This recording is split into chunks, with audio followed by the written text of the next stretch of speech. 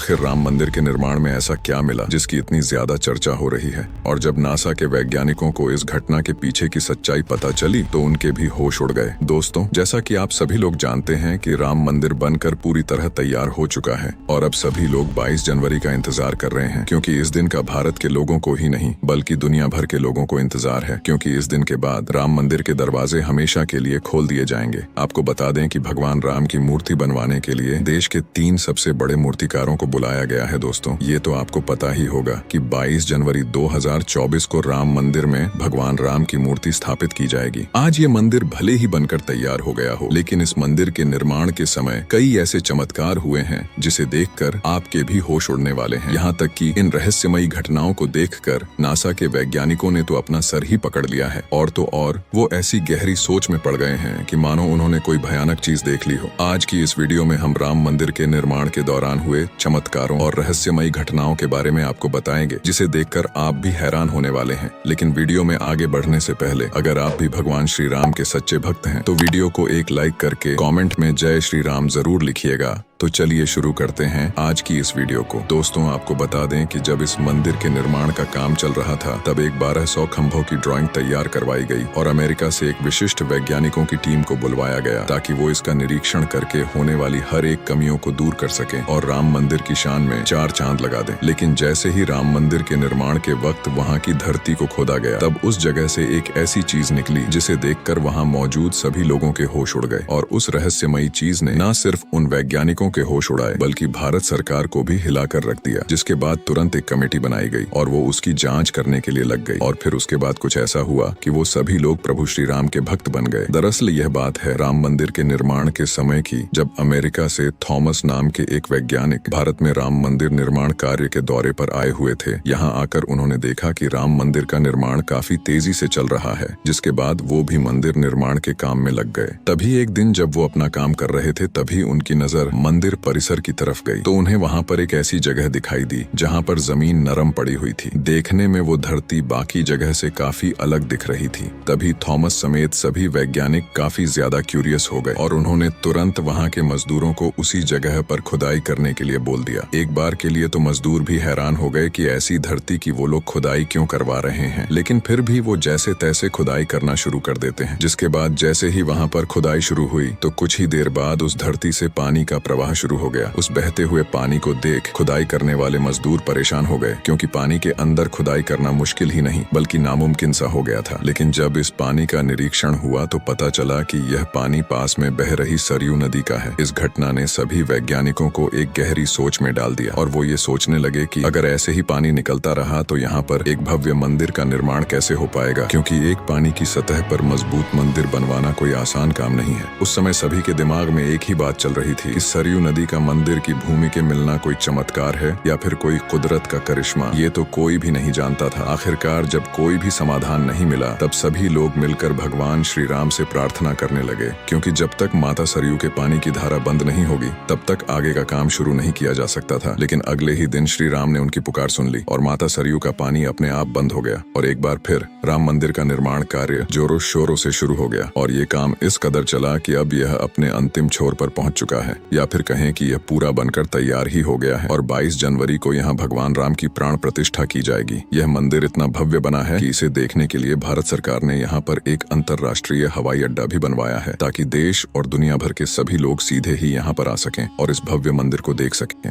यह मंदिर तो आप कभी भी देख सकते हैं, लेकिन अब सवाल ये है कि जब पुराने समय में यहाँ पर राम मंदिर था तो वह कैसा दिखता था, जिसे तोड़कर बाबर ने बाबरी मस्जिद बनवाई थी। आखिर उस पुराने राम मंदिर का निर्माण किसने किया था, क्योंकि यह रहस्य सीमित लोगों को ही पता है। ज्यादातर लोगों को इसके बारे में कुछ भी मालूम नहीं है। तो चलिए आज हम आपको इसके पीछे का पूरा रहस्य बताएंगे। तो अब वीडियो को जरा ध्यान से देखिएगा। आखिर उस समय भगवान राम की नगरी अयोध्या को किसने बसाया था। यह पवित्र नगरी हिंदुओं के लिए बहुत ही ज्यादा खास है, क्योंकि यहाँ पर स्वयं प्रभु श्री राम का जन्म हुआ था, इसीलिए इसे राम जन्मभूमि भी कहा जाता है। इतिहासकारों के अनुसार कौशल प्रदेश की प्राचीन राजधानी अवध को कालांतर में अयोध्या और बौद्ध काल में साकेत कहा जाने लगा। अयोध्या मूल रूप से मंदिरों का शहर था। हालांकि यहाँ खुदाई के दौरान आज भी हिंदू, बौद्ध और जैन धर्म से जुड़े मंदिरों के अवशेष देखे जाते हैं, जिसमें स्तंभों से लेकर हिंदू आकृतियां शामिल हैं। अयोध्या नगरी के होने का वर्णन वाल्मीकि रामायण में मिलता है। कहते हैं कि भगवान श्री राम के जल समाधि लेने के पश्चात अयोध्या कुछ समय के लिए उजड़ सी गई थी, लेकिन उनकी जन्मभूमि पर बना महल बिल्कुल वैसे का वैसा ही था। भगवान राम के पुत्र कुश ने एक बार फिर से राजधानी अयोध्या का पुनः निर्माण कराया। इस निर्माण के बाद सूर्यवंश की अगली 44 पीढ़ियों तक इसका अस्तित्व आखिरी राजा महाराजा प्रहतबल तक अपने चरम पर था। कौशल राज प्रहतबल की मृत्यु महाभारत के युद्ध में अभिमन्यु के हाथों हुई थी। महाभारत के युद्ध के बाद अयोध्या उजड़ सी गई, मगर भगवान राम जन्मभूमि का अस्तित्व फिर भी बना रहा। इसके बाद इतिहास में यह उल्लेख मिलता है कि ईसा के लगभग 100 वर्ष पूर्व उज्जैन के चक्रवर्ती सम्राट विक्रम आदित्य एक दिन आखेट करते करते अयोध्या पहुंच गए। थकान होने के कारण अयोध्या में सरयू नदी के किनारे एक पेड़ के नीचे वो अपनी सेना सहित आराम करने लगे। उस समय वहाँ एक घना जंगल था। महाराज विक्रम आदित्य को वहाँ की भूमि में चमत्कार दिखाई देने लगे। तब उन्होंने खोज आरंभ की और पास के योगी व संतों की कृपा से उन्हें झात हुआ कि यह श्री राम की जन्मभूमि है। उन संतों के निर्देश से सम्राट ने यहाँ एक भव्य मंदिर के साथ ही सरोवर, महल आदि बनवाए। कहते हैं कि उन्होंने श्री राम जन्मभूमि पर काले रंग के कसौटी पत्थर वाले 84 स्तंभों पर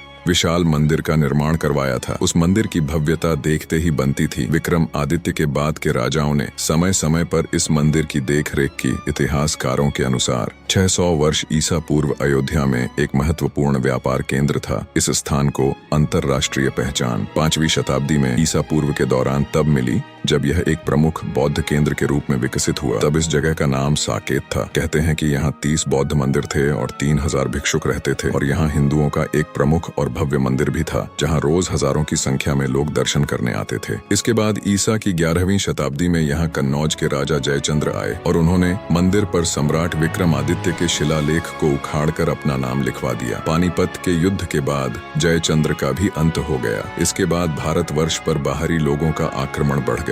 आक्रमणकारियों ने काशी मथुरा के साथ ही अयोध्या में भी लूटपाट की और पुजारियों की हत्या कर मूर्तियों को भी तोड़ना शुरू कर दिया। लेकिन 14वीं सदी तक वो अयोध्या के राम मंदिर को तोड़ने में सफल नहीं हो पाए। विभिन्न आक्रमण के बाद भी श्री राम जन्मभूमि पर बना भव्य मंदिर 14वीं शताब्दी तक बचा रहा। कहते हैं कि सिकंदर लोधी के शासनकाल के दौरान यह मंदिर मौजूद था। 14वीं शताब्दी में हिंदुस्तान पर मुगलों का अधिकार हो गया और उसके बाद ही राम जन्मभूमि एवं अयोध्या को नष्ट करने के लिए कई अभियान चलाए गए और आखिर में 1527 में इस भव्य मंदिर को तोड़ दिया गया और उसकी जगह बाबरी मस्जिद बनवाई गई। कहते हैं कि मुगल साम्राज्य के संस्थापक बाबर के एक सेनापति ने अयोध्या में श्री राम की जन्मभूमि पर स्थित प्राचीन और भव्य मंदिर को तोड़कर एक मस्जिद बनवाई थी, जिसके बाद मुगल शासक औरंगजेब ने इस मस्जिद का नाम बाबरी मस्जिद रख दिया। लेकिन अंत में बाबरी मस्जिद का विध्वंस कर दिया गया और फिर जिसके बाद इस जमीन पर कई वर्षों तक केस चलते रहे और फिर अंत में उस जगह को हिंदुओं को सौंप दिया गया, जिस पर आज भगवान श्री राम का भव्य मंदिर बनकर तैयार हो चुका है और 22 जनवरी को यहाँ पर भगवान राम की प्राण प्रतिष्ठा भी कर दी जाएगी। वैसे अगर आप में से कोई अयोध्या निवासी है तो हमें अयोध्या के बारे में कॉमेंट में जरूर बताना। तो दोस्तों, आज की इस वीडियो में बस इतना ही। जानकारी पसंद आई हो तो चैनल को सब्सक्राइब कर लीजिए। मिलते हैं अगली वीडियो में।